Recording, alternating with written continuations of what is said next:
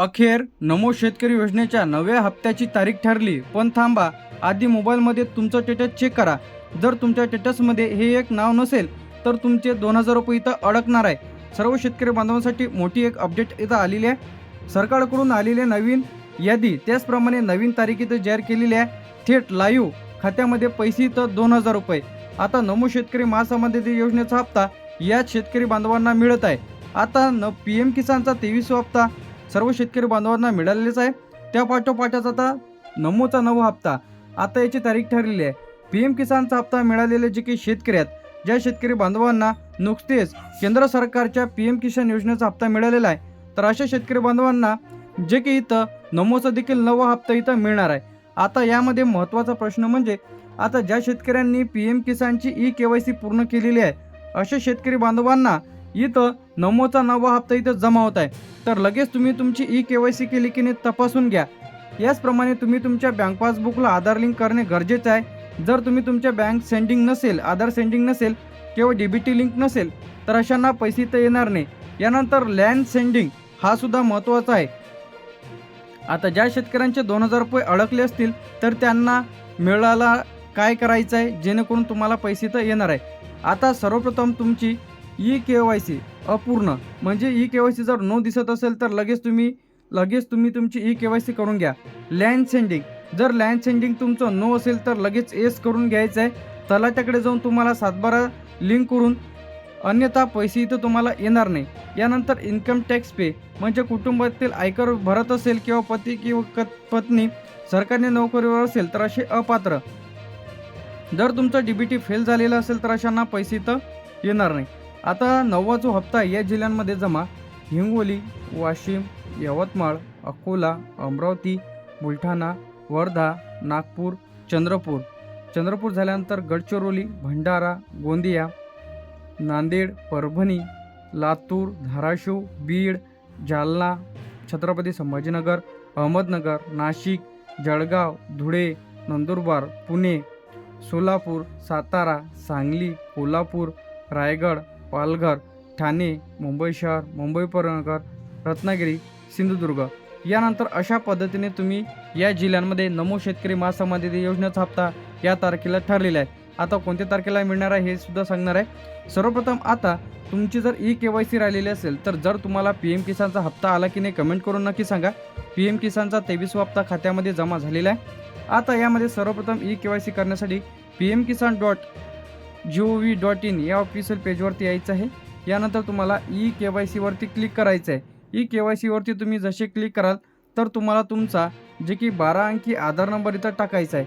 12 आधार number टाकल्यानंतर search बटनावरती click करा. Search बटनावरती click केल्याच्या नंतर आता तुम्हाला एक आधारला जो काही मोबाईल नंबर लिंक असेल त्यावरती एक OTP येईल. OTP टाकल्याच्या नंतर गेट मोबाईल OTPवरती क्लिक केल्याच्या नंतर OTP येईल तुम्हाला 4 अंकी. OTP टाकायचा आहे आणि सबमिटवरती क्लिक करायचं आहे. जसे तुम्ही यावरती क्लिक कराल तर तुमचा OTP टाकल्यानंतर तुमची KYC सक्सेसफुली सबमिटेड असं तुम्हाला मेसेज इथं येऊन जाईल. या पद्धतीने तुम्ही तुमची PM किसानची KYC करून घ्यायची आहे. आता हे झालं पोर्टलवरून. जर पोर्टलवरून ते ऑप्शन येत नसेल तर तुम्ही CC तिथं जाऊन थंबच्या माध्यमातून तुम्ही तुमची KYC करा किंवा घरबसल्या PM किसानच्या ॲप्लिकेशनद्वारे सुद्धा KYC करता येणार आहे. यासाठी तुम्हाला अदर कोणती ॲप्लिकेशन घेऊ नका, फ्रॉड भरपूर होत आहे. यासाठी तुम्हाला PM किसानच्या ऑफिशियल पेजवरूनच तुम्हाला हे ॲप्लिकेशन डाउनलोड करून घ्यायचे आहे. PM किसान. आता PM किसान ॲप्लिकेशन ओपन केल्याच्या नंतर यामध्ये तुमचा आधार फेसच्या माध्यमातून तुमची KYC केला जाईल. यामध्ये सर्वप्रथम तुम्हाला ओपन केल्याच्या नंतर तुमचा आधार नंबर इथं टाकायचा आहे. मोबाईल नंबर रजिस्टर्डवाला टाका आणि लॉग इन करा. लॉग इन जसं केलं तर तुमचा फेस ऑथेंटिकेशन इथं होईल. यामध्ये तुमचा फेस म्हणजे डोळे चालू बंद करा. यानंतर तुम्ही जसे कराल तर तुमची जे काही KYC इथं होऊन जाईल. त्यानंतर तुमचं बँक सेंडिंग येस दाखवेल, KYC तिथं येस दाखवेल. डॅशबोर्डमध्ये जाऊन तुम्हाला चेक करता येणार आहे. अशा पद्धतीने तुम्ही तुमची KYC करू शकता. आणि तिसरं जे की मी सांगितलं होतं थंबलं. आता नमस्कार शेतकरी बांधवांना, जे की तुम्ही तुमची KYC आता CSC सेंटरवरती जाऊन बायोमेट्रिकद्वारे म्हणजे तुम्ही तुमची थंब देऊन देखील तुमची KYC इथं करता येणार आहे. तर लगेच KYC करा. यानंतर दुसरा जे महत्त्वाचा प्रश्न आहे यामध्ये की तुमचं यादीमध्ये नाव असणे आवश्यक आहे. आता भरपूर शेतकरी यामध्ये अपात्र ठरलेले आहेत.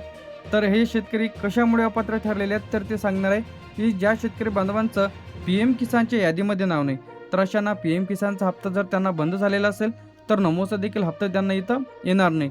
यासाठी सर्वप्रथम pmkisan.gov.in या ऑफिशियल पेजवरती यायचं आहे आणि बेनिफिशरी लिस्ट या ऑप्शनवरती आपल्याला क्लिक करायचं आहे. जसे तुम्ही बेनिफिशरी लिस्ट या ऑप्शनवरती क्लिक कराल तर आता आपल्याला आपलं राज्य सिलेक्ट करायचं इथं ऑप्शन येईल. स्टेट सिलेक्ट करायचं, आपलं जे काही महाराष्ट्र आहे महाराष्ट्र आपण सिलेक्ट केलेलं आहे. आपला जो काही जिल्हा आहे, तुमचा जो काही जिल्हा असेल, यवतमाळ असेल, नाशिक असेल, वर्धा असेल, नागपूर, भंडारा, गोंदिया, चंद्रपूर, गडचिरोली, तुमचा जो काही जिल्हा असेल जिल्हा सिलेक्ट करा. तालुका सिलेक्ट करायचा तुमचा कोणता आहे ते, तुमचा ब्लॉक इथं सिलेक्ट करायचा आहे. यानंतर तुमचं व्हिलेज सिलेक्ट करायचं आहे. जसं तुम्ही व्हिलेज सिलेक्ट केलं तर यामध्ये गेट रिपोर्टवरती तुम्हाला बटनावरती क्लिक करायचं आहे. जसे तुम्ही गेट रिपोर्ट बटनावरती क्लिक करा तर तुमच्यासमोर जे की तो तुमच्या गावाची संपूर्ण लाभार्थी शेतकऱ्यांची यादी तुमच्या मोबाईलवरती तो ओपन होईल. तर या पद्धतीने लगेच तुमचं यादीमध्ये नाव आहे की नाही तपासून घ्यायचं आहे. यानंतर अपूर्ण KYC, नो KYC नो मनी, म्हणजे तुम्ही जर KYC केलेली नाही तर तुम्हाला पैसे 1 रुपया इथं येणार नाही. सरकारने वारंवार सांगून ज्या शेतकरी बांधवांनी अजूनही बायोमेट्रिकद्वारे OTPद्वारे KYC पूर्ण केलेले नाही तर अशा शेतकरी बांधवांना पूर्णपणे ब्लॉक केले जाणार आहे. म्हणजे अशा शेतकरी बांधवांना PM किसानचा तर लाभ मिळणारच नाही, पण नमोचा देखील त्या शेतकरी बांधवांना लाभ इथं मिळणार नाही. यानंतर जे इथे यामध्ये लँड सेंडिंग नो असणे, म्हणजे लँड सेंडिंग बरेच जणांचे प्रॉब्लेम आहे. आता लँड सेंडिंग भूमी अभिलेख नोंद अपूर्ण असणे, म्हणजे तुमच्या स्टेटसमध्ये लँड सेंडिंग नो दिसत असेल तर याचा अर्थ 7/12 सरकार पोर्टलवर लिंक झालेला नाही. अशा अपात्र शेतकऱ्यांचे पैसे देखील इथं बंद आहेत. आता यामध्ये लँड सेंडिंग लगेच तुम्ही तलाट्याकडे जाऊन तुम्हाला तुमचं 7/12 द्या, आधार कार्ड द्या, बँकेचं पासबुक द्या, तर पुन्हा पैसे सुरू इथं होण्याचे चान्सेस जास्ती आहे. बँक पासबुकला आधार लिंक नसणे. आता तिसरे जे काही मेन कारण म्हणजे बँक सेंडिंग तर नसणेच, त्याचप्रमाणे सरकारकडून डायरेक्ट बेनिफिट ट्रान्सफर म्हणजे DBTच्या माध्यमातून आधार लिंक खात्यामध्ये शेतकरी बांधवांच्या खात्यामध्ये पैसे टाकले जाते, परंतु बरेच शेतकऱ्यांचे बँक खाते फ्रीज झालेलं राहते. यानंतर इनॲक्टिव्ह राहते, बँक खातं बंद राहते, DBT लिंक नसते, यामुळे पेमेंट तुमचं फेल दाखवते, यामुळे तुमच्या खात्यामध्ये पैसे तर येत नाही. यानंतर आयकर भरणारे आणि सरकारी नोकरीदार. आता चौथे जे की यामध्ये मेन कारण आहे, बरेच लाभार्थी यामध्ये इन्कम टॅक्स भरते, पती किंवा पत्नी सरकारी नोकरी असते किंवा यामध्ये मोठमोठे कारखानदार असते आणि चुकीचे डॉक्युमेंट्स इथं दिलेले राहते, तर अशांचे पैसे इथं वसूल केले जाणार आहे. यानंतर नवा हप्ता जमा होण्याची जी काही तारीख आणि अपडेट. आता शेतकरी मित्रांनो, तर आता जाणून घेऊया आपण नमो शेतकरी योजनेची जी काही कोणती तारीख इथं ठरलेली आहे. तर आता नुसताच जे की आता PM किसानचा हप्ता इथं सर्व शेतकरी बांधवांना 23 हप्ता इथं जमा करण्यात आलेला आहे.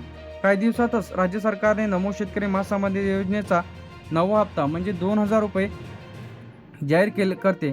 याचप्रमाणे आता हा जो हप्ता आहे ते नवा हप्ता कधी जमा होणार आहे, तर सूत्राच्या मिळालेल्या माहितीनुसार आणि राज्य सरकारच्या अपडेटनुसार इथं निधी मंजूर तांत्रिक तयारी चालू आहे, म्हणजे काही टप्प्यांमध्ये इथं पैसे जमा होणार आहे.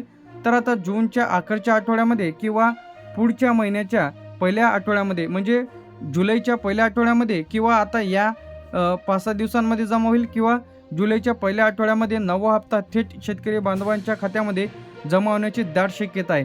यानंतर आता शेतकरी मित्रांनो एक गोष्ट लक्षात ठेवायची आहे, जरी पैसे पाठवण्यात आलेले आहे तर आता हे जे पैसे आहेत तर लगेच तुम्ही तुमची KYC करून घ्या.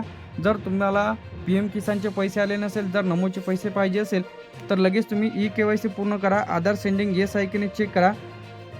तर अशांनाच पैसे इथं 2,000 रुपये त्यांच्या खात्यामध्ये इथं जमा केले जाणार आहे, अन्यथा तुमचे पैसे इथं अडकणार आहे.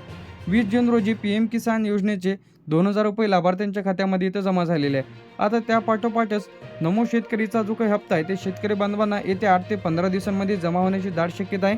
तर जुलै महिन्याच्या पहिल्या आठवड्यामध्ये, तर आता इथं जूनच्या लास्टच्या आठवड्यामध्ये म्हणजे आता या 5-6 दिवसात किंवा जुलैच्या पहिल्या आठवड्यामध्ये इथं पैसे जमा होणार आहेत. जर तुमचं लँड सेंडिंग नो असेल तर तुम्हाला इथं काय करायचं आहे, तुमच्या शेतीचा 7/12 आधार कार्डची झेरॉक्स तुमच्या गावाच्या तलाट्याकडे आणि कृषी सहाय्यकाकडे द्यायचं आहे.